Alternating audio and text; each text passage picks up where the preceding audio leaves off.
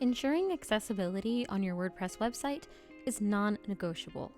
Your site should be fully legible and completely engaging to all of your visitors.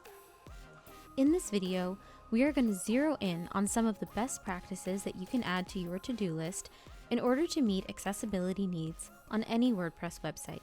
The following is not a comprehensive list, but it's a great place to start if you're looking to create an accessible WordPress website.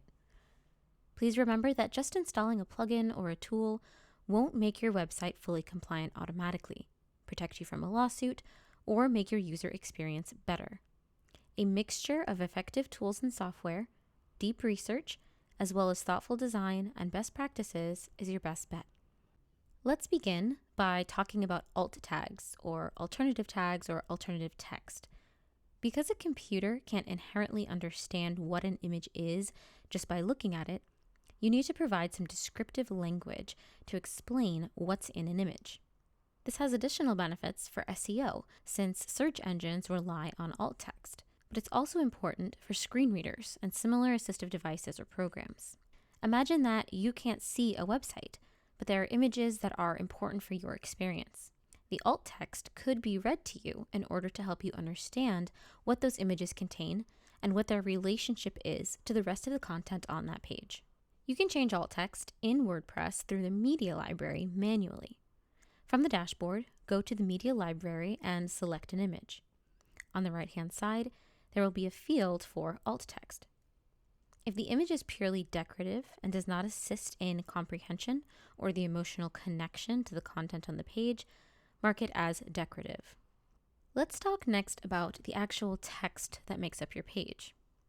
Header elements are extremely important and need to be used thoughtfully and intentionally. The title of a page should utilize the header tag H1. And the H1 title provides information to blind users using screen readers and explains exactly what the main topic of the page is. Subheadings on the page should utilize H2, H3, sequentially, and so on until H6. And by sequentially, I mean that you should not have an H3 tag if you don't already have an H tag before it, and so on. Any links that appear on your website should include text that sets the expectation for what page that text is leading to.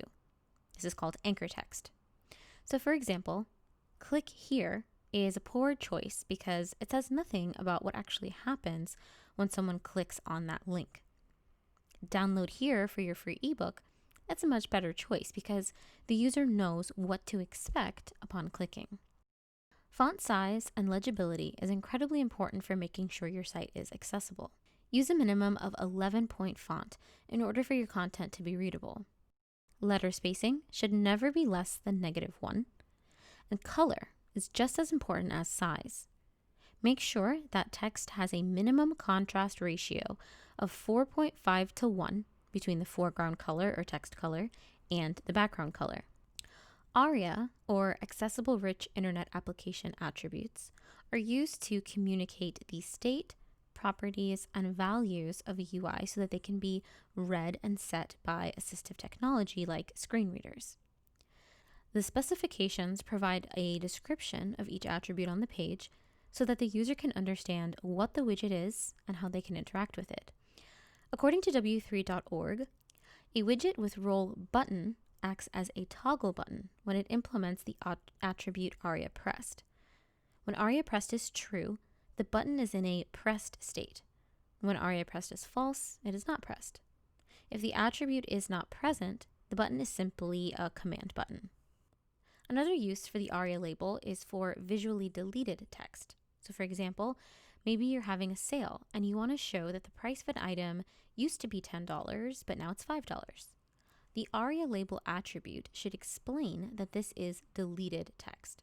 Ratings or scores that are represented visually using something like stars or meters or any other indications should either have an ARIA label attribute or a screen reader only text conveying the score or rate.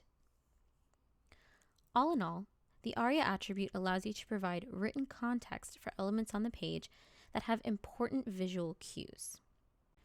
It's important to make sure that any icons or buttons on the site are fully accessible and compliant. Font icons, SVGs, or other types of images that are being used for decorative purposes like spacers or decorations, these need to include a role attribute that equals to presentation or none. Similarly, any forms on your website should contain a submit button that is an input type submit or a button element, or else use a role tag that equals to button. If you can submit the form either using the enter button or the keyboard, you can hide the form button altogether.